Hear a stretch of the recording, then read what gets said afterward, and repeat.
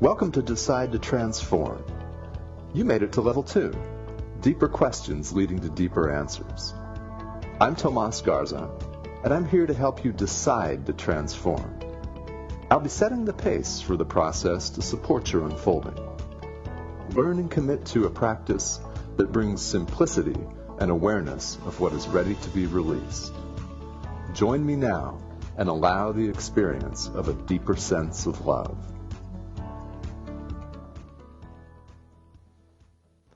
Welcome everyone all over the world to Decide to Transform. I am your host, Tomas Garza, and we've got a fantastic show on tap for today.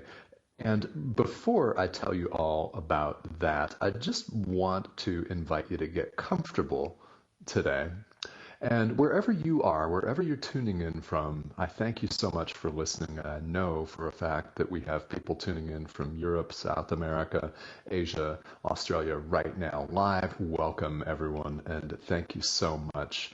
I'm broadcasting here from Phoenix, Arizona, where it's sunny and it's warm, and it's going to be even warmer. In fact, we're looking at 100 degrees Fahrenheit on Sunday. That's about 38 Celsius. So it's getting warm around here. It's sunny, it's beautiful, and get comfortable today because I'm going to change the show up a little bit.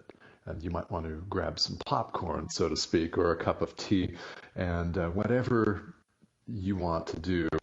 I'm going to entertain you a little bit today, and it's going to be very, very fun because I'm going to get really, really personal. For the past few weeks, I've been sharing some teachings. Last week, we were talking about healing the mind and healing being of the mind, and then the body may follow suit along with that, talking about going to work on yourselves on a deep level. And this week and next week, I want to share some very personal stories. I really have been inspired to get dirty and share what has not worked for me in my own personal growth, in my own spiritual development. All of the transformation that I've been through is the result of a number of mishaps and mistakes. So I want to share some of that during the next couple of weeks. The title of today's show is Out of My Head, A Stubborn Person's Road to Spiritual Recovery. Now I'll explain more what I mean about spiritual recovery, but that stubborn person is me. The stubborn person is me, and it's very easy when we look at people that publish books related to spirituality, when we look at people that have Facebook Lives with a big worldwide reach, and they're talking about personal growth and spirituality, when people have radio shows like I do on Om Times Radio, where we're talking about personal growth and spirituality, it's very easy to look at somebody in this situation and think they've got it all together. Right? Look at them, they've got it all together. Well, no, we did not always have it all together, and it's always a process. And that's one thing that I think any authentic treatment of spirituality needs to take into account and really needs to get into and cover. And that is all of the painful work and the misadventures, the mishaps and the frustrations that go along with any kind of real deep process. Because it's messy. And as human beings, we get ourselves into all kinds of messes, and the process takes time. There are moments of grief. There absolutely are. There are moments of pain and frustration. So in wishing to share some of my own with you today and next week, what I'm hoping is that wherever you're tuning in from and whatever your state of life is, maybe you're in a state of major transition in work, in a relationship, and maybe you are not, but I hope that you find something of value here, because I always feel as a teacher that we simply have a responsibility. I consider it my personal responsibility to tell my own story and to get out my experience. That is the number one reason why I started this radio show, is to share my experience with people, knowing that there are many people worldwide that would benefit and that will benefit and that are benefiting from my sharing. Whatever line of work you're in, whatever your relationship status or family status is, if you have something that you want to get out, a teaching, a story, information, your experience that you want to convey, it's very important that you do that. It's very important that you express that. And for me, it's very important that I share my own experience. So from time to time, as I do solo shows here on Decide to Transform, I'm going to get deep into some of the nitty gritty and my own process and things I've done wrong that didn't work. And also, just as importantly, how I came out of that. All right, very important. I'll talk about all of that today because we've got a whole hour. That's what's on tap, and feel welcome to sit back, relax, and you can laugh if you want because I'll be laughing at myself some of the time. Okay, I chose the title Out of My Head for a couple of reasons. Because in common parlance, we think that if somebody's crazy or if they're acting ridiculous, that they're out of their head. If people make certain decisions in life, we could say, hey, they're out of their head. I actually mean something entirely different by out of my head, and that's getting out of my own head. And perhaps you can relate to that. So the story that I'm going to tell is about how I stifled myself for years and years. Stifled myself in my career, stifled myself emotionally, and really stunted my own personal growth in a big way. Did it systematically over a period of years. And I'm going to tell the story about how I came out of that. So by stunting my growth, I don't mean a poverty rags to riches type financial story. That is not what I mean by any of this. What I mean is not standing in my own truth and what impact that had on me, not paying attention to what I knew in my life was my own calling and how that impacted me negatively. Almost entirely negatively, except for the situations that befell me that happened along the way that really happened for me, not to me, because it felt like at the time they always happen to you, but they're there for your own personal growth. And I am going to share what worked for me to get out of this and be the person that I am today. And perhaps you can relate to this. So if you are going through any kind of transition, and you're experiencing the pain of that, the frustration, possibly the depression. And if you can relate to this, if you're going through this now, or if you've ever been through a situation where you feel like there's just something more out there for you and you're missing what you're really supposed to do. I don't mean just in work, in life in general. If you're feeling like you're missing what you're really supposed to do, I want to invite you to stay tuned today.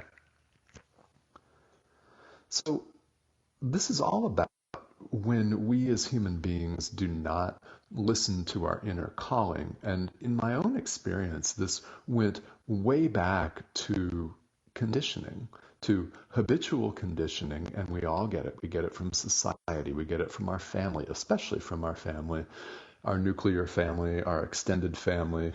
We get it from our friends when we go off to school as kids. We get it from our teachers, from our peers. So we're always absorbing information. I like to say that we're always teaching. The converse of that is also true. We're always learning. We're always learning from each other. And typically I refer to this in the sense that we're vibrational beings, and what you're putting out there is what you're teaching the world.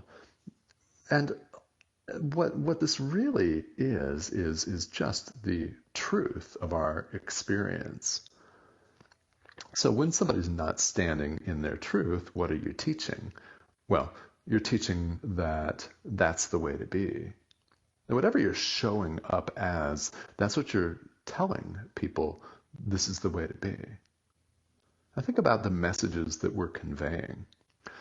So the societal expectations on me could have varied. I grew up in Albuquerque, New Mexico, and I had parents and grandparents and a family that valued and put a lot of emphasis on formal education. For that, I'm eternally grateful. I've had a very, very good education, formal education throughout my life, and I've benefited tremendously from it. I've had fantastic teachers and mentors, coaches, and professors that have really helped shape who I am. I'm grateful for it. Where that had a dark side was in the expectations that were placed upon me as a kid.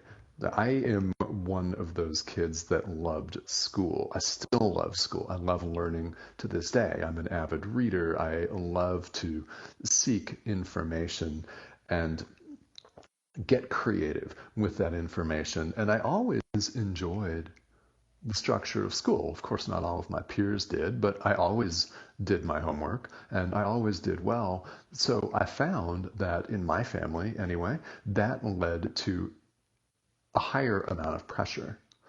A higher amount of pressure not only to excel, but also to make certain future decisions in life. Now, in middle school and high school, this was pressure to perform, pressure to show up a certain way, pressure to conform to certain norms. And in my family, that was, what do you do for a living?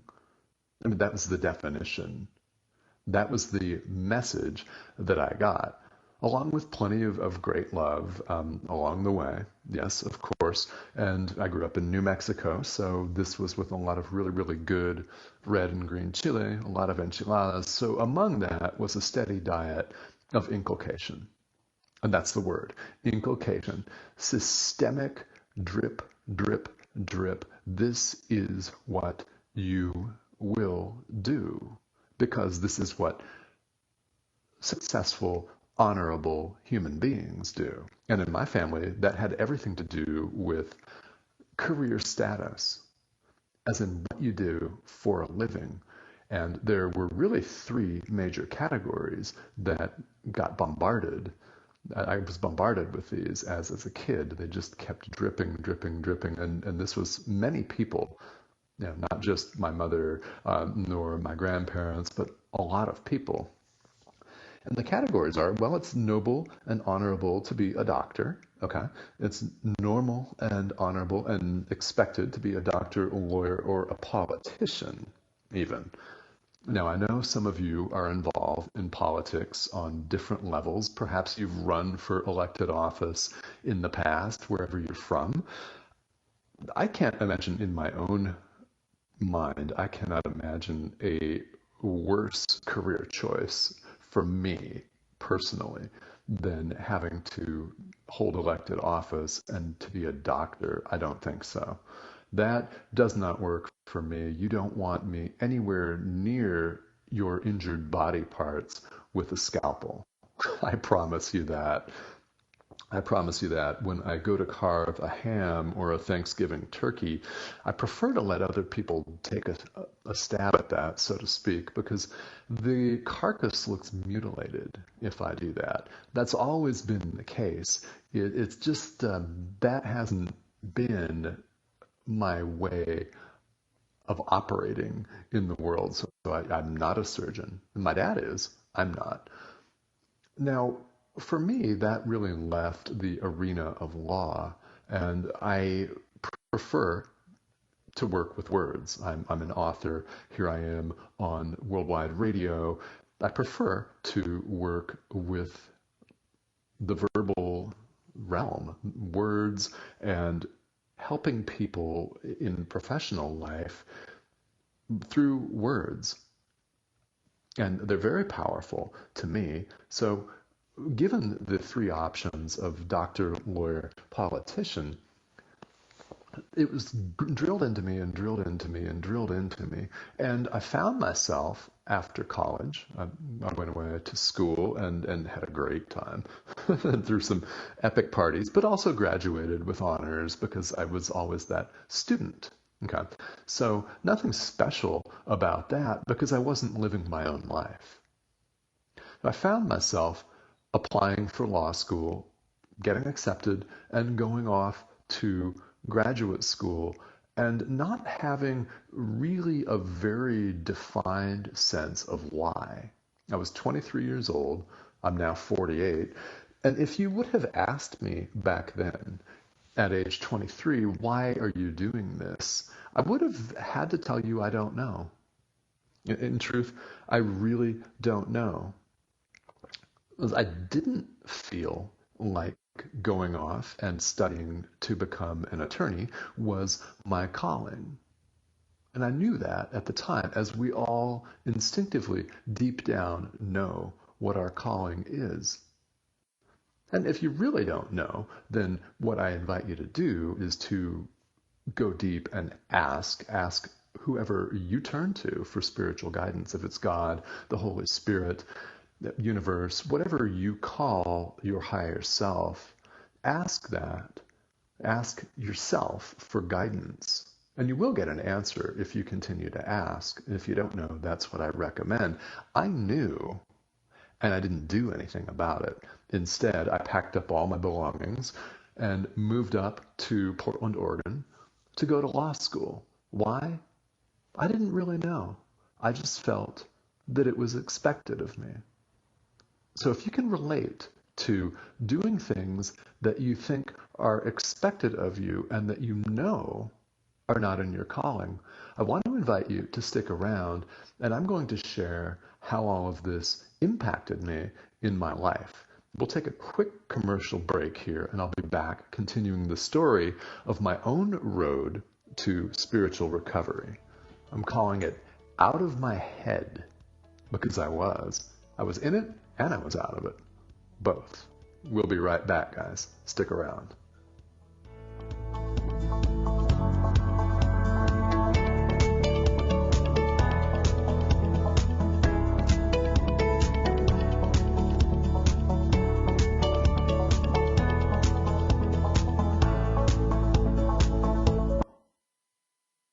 Connecting you with the best of the conscious minds in the world.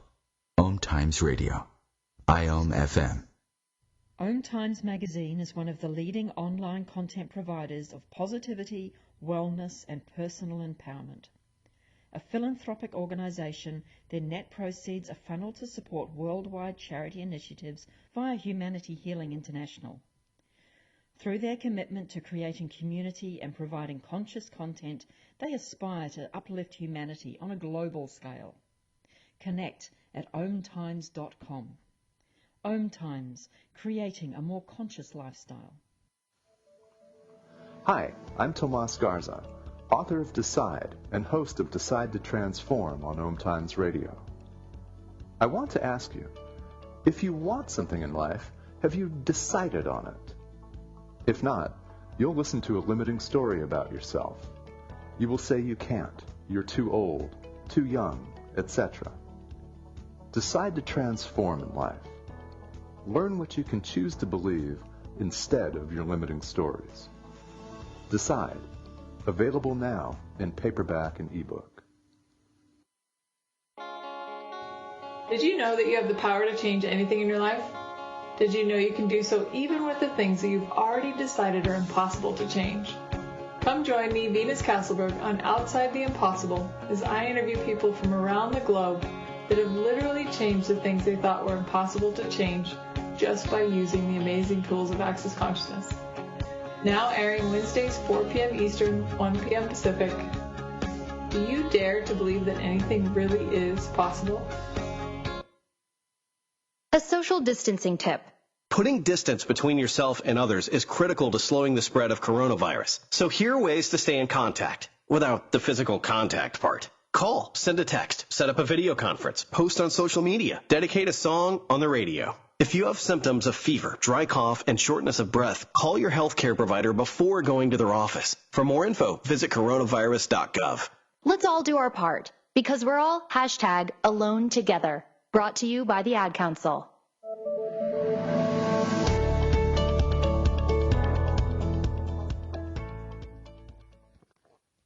Welcome back to Decide to Transform here on Om Times Radio. I'm your host, Tomas Garza, and you're listening to a special personal expose this week called Out of My Head, A Stubborn Person's Road to Spiritual Recovery.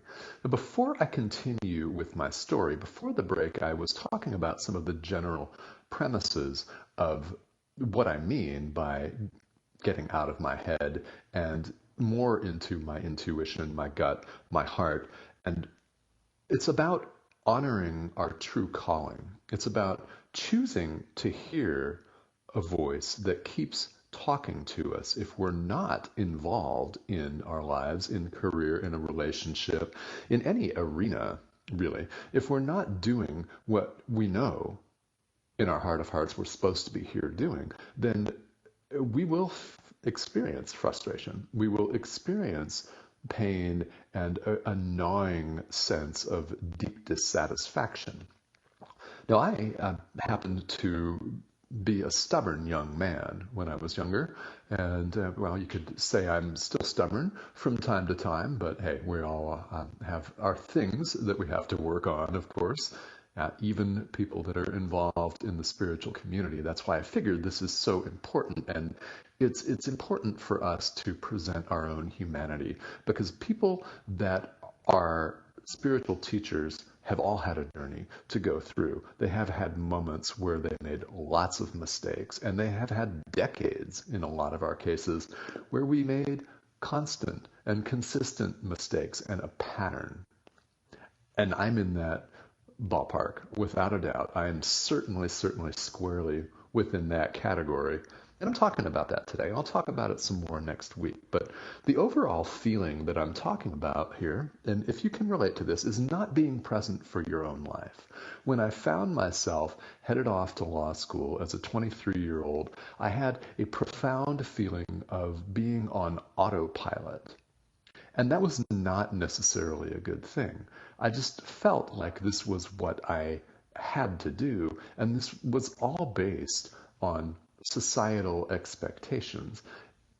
In particular, expectations within my own family for what was considered worthy of me as a young adult who liked to study and did well in school.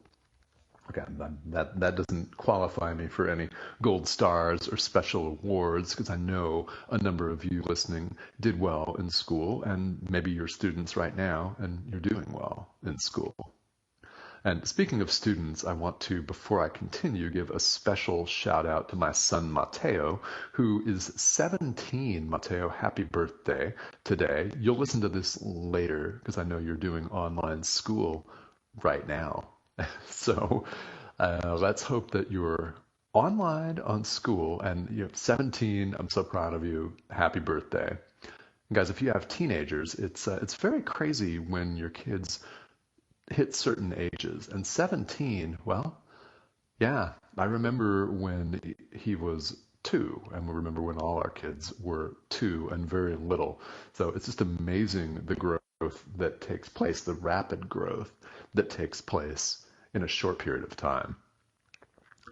So let's go back to the year 1995, which is when I was 23 years old and attending law school. Why? I don't have any idea. I have no idea. And I know now, several years later, why I attended, and it had nothing to do with school. But that's a whole different part of this story. I went because I felt like it was what I needed and had to do, based on societal expectations, based on expectations within my own family. And what I found when I arrived was that I made a number of friends who are still friends of mine today. In fact, some of you may be tuning into this broadcast today. met some amazing people and had some amazing experiences, because that's always possible and always something we should look for, no matter what walk of life we're in or where we find ourselves. There are always friendly people, and you could make lifelong friends wherever you go. What troubled me was the overall demeanor and the overall vibration of law school. If you're an attorney, I'm sure you can relate to this. A number of my friends are practicing attorneys. So what I'm talking about here is my own point of view. This was not right for me. And what did not resonate for me as a human being was the word versus.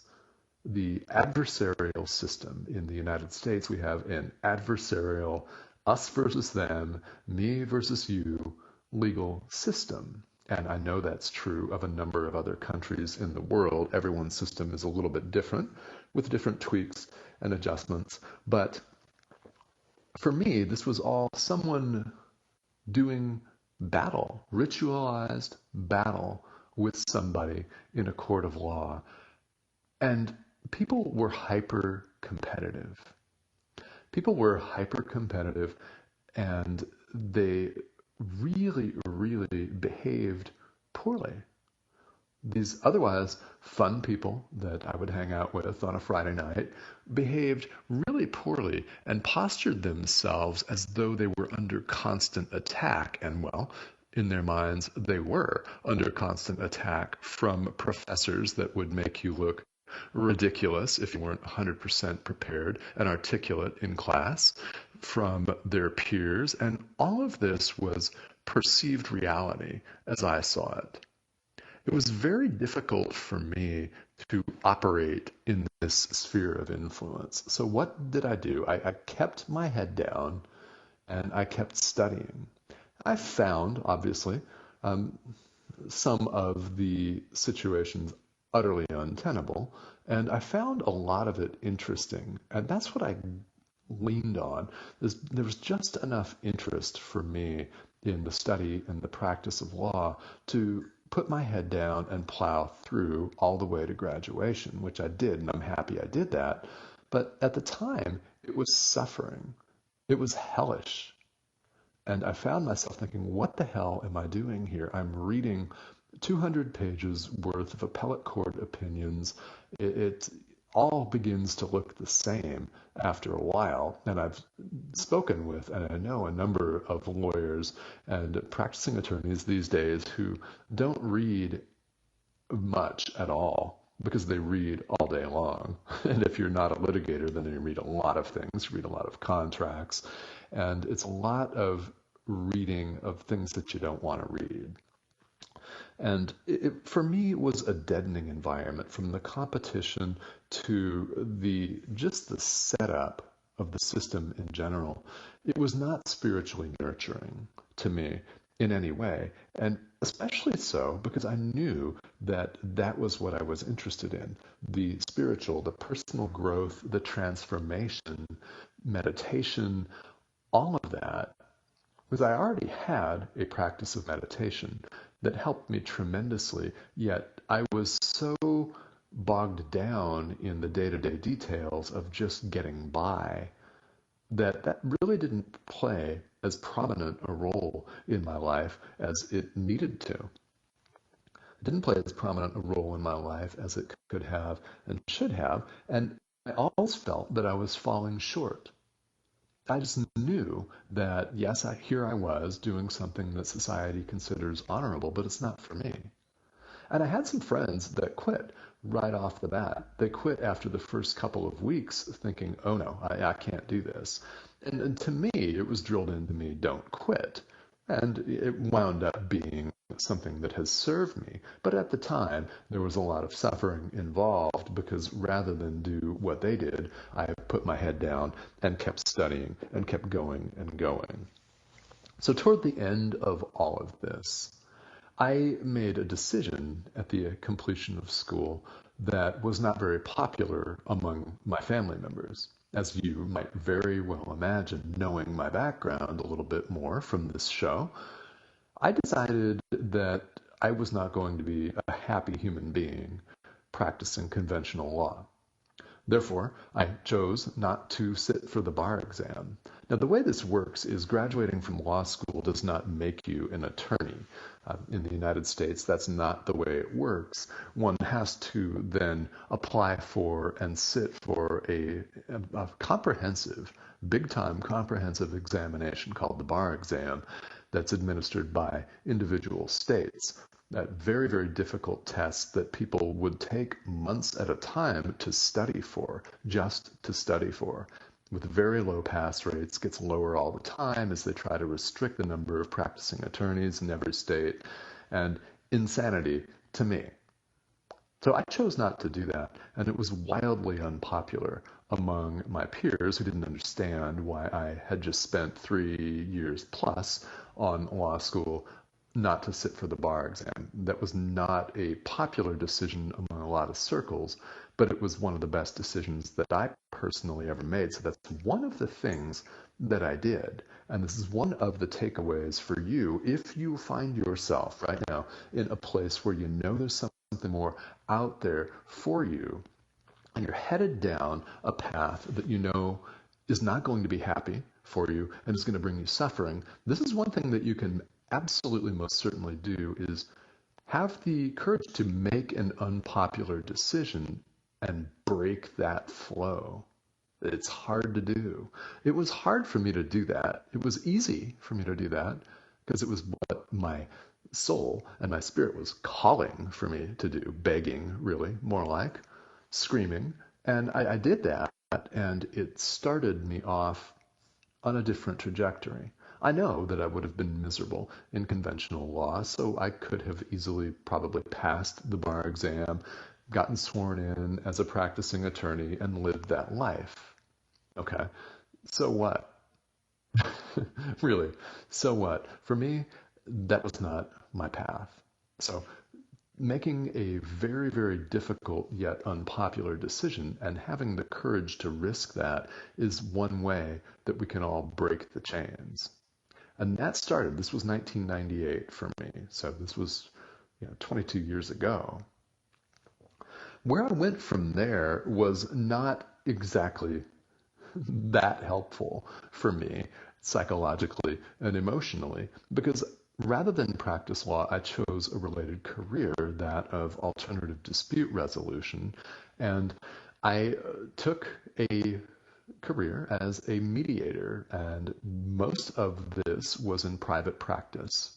Save a couple of years where I worked for a community program, I spent most of my time in alternative dispute resolution in private practice as a high-level child custody and parenting time mediator. High stakes, court-ordered cases, and this means all of the negativity that you might imagine and more. A lot more. Because what we have is a situation where the court orders people to participate in mediation to attempt to resolve their disputes. These disputes had to do with children, some of them very young, some of them teenagers, but this was in the state of Oregon. And at the time, this is still the case, by the way, that if people seek a divorce or they have a separation, a legal separation, they don't have to be married. If there are minor children involved, then they are required to come up with a document called a parenting plan, which is the custody and parenting time arrangement for the minor kids. And other things are included in there, sometimes finances, sometimes other things, possession, property, that sort of thing. But it's mostly about the kids, and as you can imagine, things get heated. We have two grieving parents thrust into a room with a third-party mediator to attempt to work through their numerous disagreements. In fact, the disagreements are so pronounced that they're getting a divorce. So you can imagine basking in that negativity. And I did this for close to 13 years. 13. It's a long time. It's a long time to show up in an office 4 to 5 hours, sometimes 6 hours in a day, and work with grieving people. Because we all know, if you've been through a divorce, you would know. Were you at your best when you were going through that process? I doubt it. It's really, really hard to be at your best when your entire life is in that kind of flux. So I know that a number of my clients were very good people. They are very good people, but thrust into a difficult situation with a lot of pressure on them and a lot of uncertainty, they didn't behave well. So I had people yelling at each other, yelling at me. Why? Well, it's psychological projection. And we can take a look back, and from a distance, we can say, hey, yes, this person is projecting. Okay, they're lashing out because they themselves are afraid and they can't handle being afraid. So they're lashing out and snapping at anyone that moves. And as the mediator, I was getting paid money, good money, mind you, but I was still there receiving that, basking in F-bomb laced tirades, things that I am absolutely not going to repeat here on the radio. And I can share some of the nasty situations that I saw, because of course I won't mention any names, and this is all something that I really didn't want to hear about most of the time. And most of the time it was just the situation, and I chose that. Why? Because I wasn't 100% of the way listening to my calling. Okay, so I didn't sit for the bar exam. That's an unpopular decision that helped me tremendously. However, I was still in a profound place of stuckness. Profound.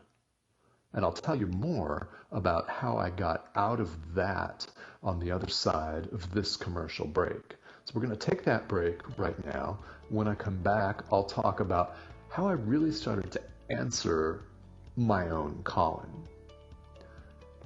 We'll take a quick break here. You're listening to Decide to Transform on Om Times Radio.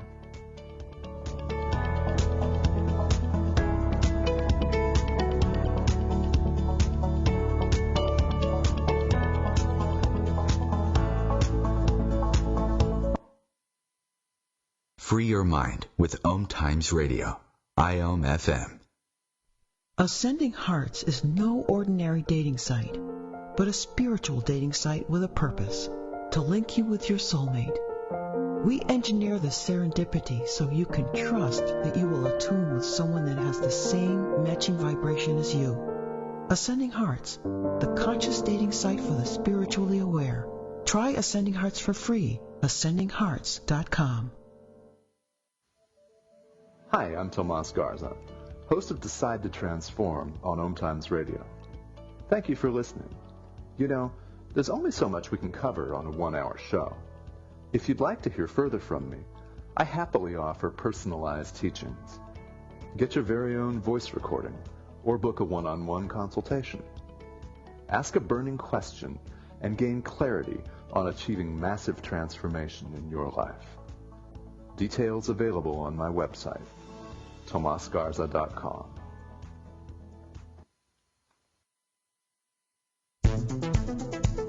My name is Victor Furman.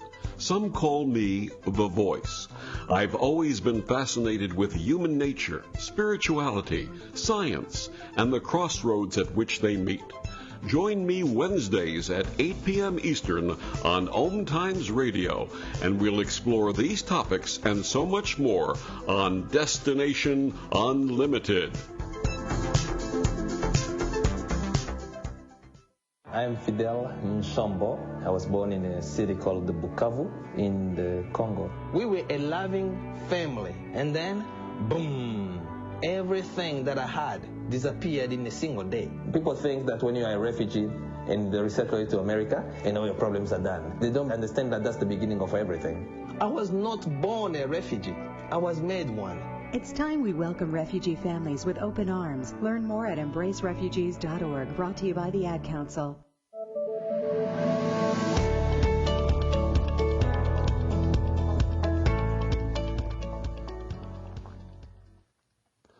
Welcome back to Decide to Transform. I'm your host, Tomas Garza, and you are listening to a very personal show called Out of My Head, A Stubborn Person's Road to Spiritual Recovery. And yes, I am that stubborn person who didn't listen to divine guidance for years. Years and years and years and years and years to my own detriment. And I am in the middle of telling you how I got out of this. One of the ways that I took advantage of and used to get out of a situation of my own doing was to make an unpopular decision that felt right to me. In my case, it was refusal to sit for the bar exam back in 1998 when I graduated law school. Okay, for you, it could be something completely different. And whatever it is, I'm inspired by my tea bag right here. I'm inspired by many things. And I'm drinking a cup of tea right now live. And the tea bag from Yogi Tea reads, "In every moment of life, you should be what you ought to be." I'll reread that. In every moment of life, you should be what you ought to be. In other words, you should listen to your calling. We all should listen to our own calling. So how am I qualified to say this? Well, I had to learn it the hard way. Everything that I teach is based on a series of experiences and things that did not work out for me earlier in this lifetime. That's for sure. Now, anyone I would submit that you connect with, that you feel is authentically sharing their truth, they've had a long and sometimes winding road, full of potholes, full of detours, and really taking the wrong turn. There's a story behind all of it, and that's my aim this week on the show. It's going to be my aim next week on the show, is to take you through some of my own process in hopes that something here that I say today will resonate with you, and ideally that it will inspire you to take action. It will inspire you to make a decision to make some real change in your life. And perhaps you've spent the last 6 weeks or so during this worldwide shutdown and quarantine, whatever your place of residence calls the stay-at-home order. Whatever it is and whatever it looks like, perhaps you've been doing a lot of thinking on this level. And I hope that you have. So, after law school, I became involved in mediation at a very, very high stakes level in the family arena, child custody, parenting time. I saw some people behaving really badly. All right. And there are so many things that I saw and heard that are inappropriate, absolutely inappropriate in my estimation to mention here on the air, even without mentioning specific names, which of course I would never do. These were all high-level confidential pieces of discussion. But I've seen parents react badly. And I have seen them damage property. That I have seen them burn belongings, burn cars. I have seen them tie up people and, to a tree, to a chair. I have seen people abuse pets. All of these things are things that I've reported, of course, because I was under a duty to report all of this once I heard about it. And I've seen people acting so badly and poorly under the influence of anger and frustration and pain and rage, that there's a lesson in all of this, that as human beings, don't think for a moment that any one of us is above this. We're not. Every moment of every day, we have a choice. Do we choose love or do we choose fear? If we choose fear, we could find ourselves in a really nasty situation. Now, perhaps you experience intense anger in your life. Perhaps you experience intense frustration. Perhaps you have a desire to hurt yourself. Do you? Perhaps you have a desire to hurt others, to damage property, to lash out.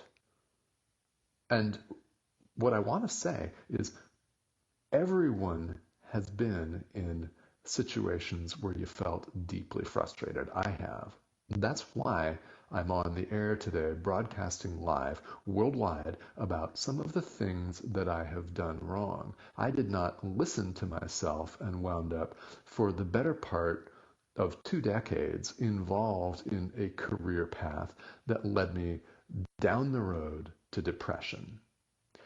I felt all the time that this was just normal. This was just life. Life is hard. Life is tough. Do any of you receive that message all the time? I received it all the time from society, from my family. Yeah, life is painful. Life is hard. It's a struggle, a word that I really dislike, struggle. Because if there's a struggle going on in life, really on some level, we're choosing to make that a struggle. We could choose to get out of that. Even if you can only make that choice right now, and that's all you can do, that's something, and that's a start. So I just thought that this was the way it was. Life was like this. Mediation is like this, and well, this is my lot, I found myself thinking. And then I found myself thinking, no, it doesn't have to be this way. I can quit. So I formulated that wish, yet the money kept coming in. The clients kept coming in. I mean, imagine this was all ordered by the court. So what happens? People keep suing each other, don't they? Especially for divorce or separation. If people are unhappy, then of course they're going to file paperwork to end their marriages, to end their civil unions, their relationships. And they're going to end up in a mediator's office if there are minor children involved and there's a dispute. That's going to happen. And that represented a stream of income that I was afraid to lose.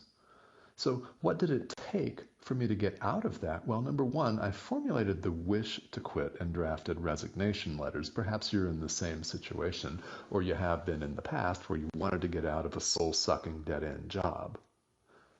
I think a lot of us can relate to that. If you are in that situation now, have you typed up a resignation letter and have you delivered it? I never delivered them. Why? Because the money kept coming in, and there was just a part of me that thought, okay, this is the way it's supposed to be. That I wasn't listening to my calling to do something else. So what happened was the universe really made a decision for me. And it was hard. It was like a smack in the face. And it was literally a smack because on the 3rd of December, 2013, what it took for me to get out of mediation was to get T-boned at 55 miles an hour, major car accident, and wake up in the hospital. Now, of course, I was so drugged up after a 6-hour surgery to repair a badly fractured acetabulum, that is the bone that surrounds the hip joint.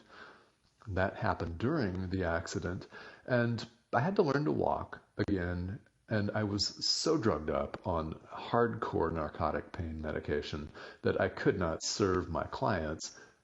Therefore, I took the opportunity to quit.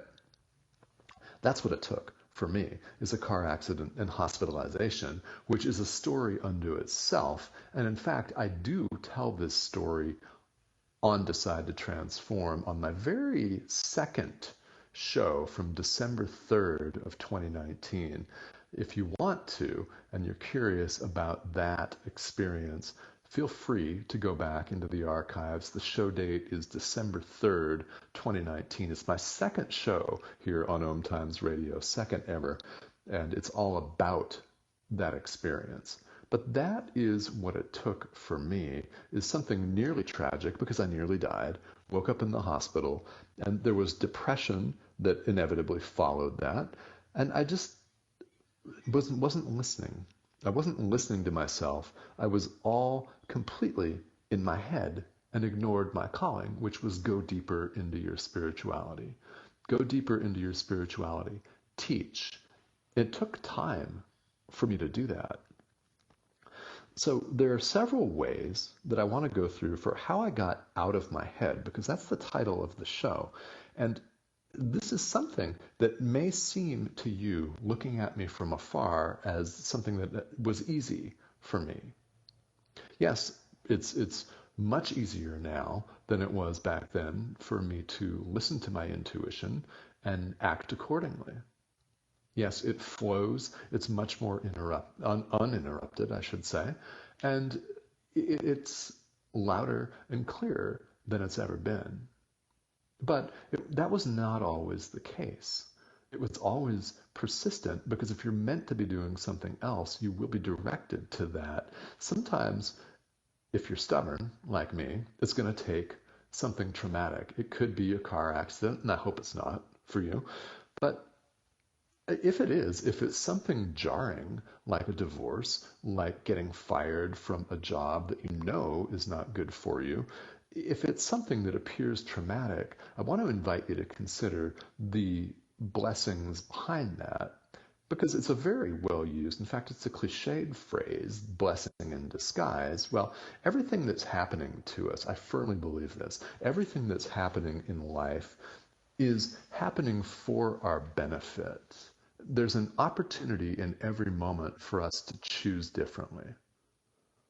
There is an opportunity for us to choose love over fear. That is the choice that we're looking at in every moment of every day. Every time, every moment, we actually have another opportunity. It's a beautiful thing, but of course we don't see it that way when we're swept away in all of this. So it might take something jarring for you to transform and to make the decision to change.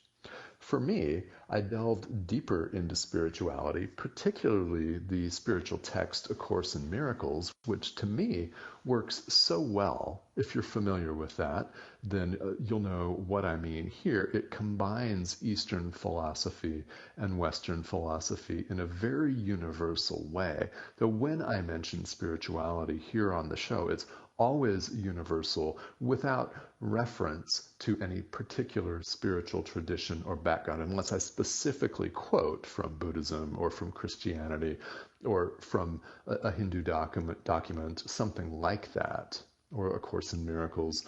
It's all universal because we're all having an experience of having the opportunity to choose. Spirituality to me is 100% universal. It is universal. And leaning into that was one of the ways that I was able to get out of my own head. Now, I went on antidepressants, I'll share. I did in 2014 realize, hey, I need some help with this. No shame in that, by the way, if you're considering it. I could have done that years ago, and I would have been living a different life a lot sooner. So I did that for a couple years, went on, felt better. And I did do that in addition to meditation. So no shame in that. Please don't feel alarmed if you're contemplating that. You know, it might be something that will really, really help you. And I did a total career 180 as well. Yeah, it's a total career 180 to go back to something that you know you're meant to do. And today it's being an author, it's a meditation instructor, it's being a coach and a healer, it is being a podcast producer and a podcast host. There are so many ways to get a message out and to serve people as an example of choosing love, to step up. And for me, this is stepping up and leading. And I hope that you take something that applies to you from this, especially if you are in a position where you know that your calling is suggesting you do something else and you have not yet heeded that. All right, if you've done this in the past, you can relate to it. And patience for yourself is really, really important. It doesn't mean inaction. Patience does not mean inaction. What I mean by that is give yourself some grace and take some deep breaths, quite literally. And when you do, you'll find that you're more able to fully listen to divine guidance. I did all these things because I was too in my head, and happily, I got out of it. And that's the goal for all of us, is to get more into our hearts, to get more into our gut, and tap into that calling, because we all have a gift. We're here for a reason. We're here to reach certain people that only you, by the way, can really reach. Some people in this world obviously have a very broad impact, but I want to encourage you to do your own work, because there are people out there that will resonate best with you and your message. So please, for yourself and for everyone else around you, for the entire world, please don't hesitate to go deep and do the work. And let me know as well how I can help you.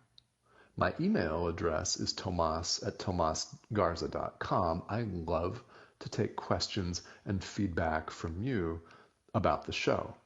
Also, if you're interested in being a guest teacher here on Decide to Transform, or on my colleague's show, Lisa Berry's show, Light on Living, here on Om Times Radio, please let me know. Send me an email, connect with me on Facebook. I hope this is of value to you. I'll be doing more next week of a personal expose about dangerous people. All right, you'll want to tune into that. So have a great week, everybody. Stay safe, stay healthy, wherever you are, and I'll see you soon. Have a great day, everyone.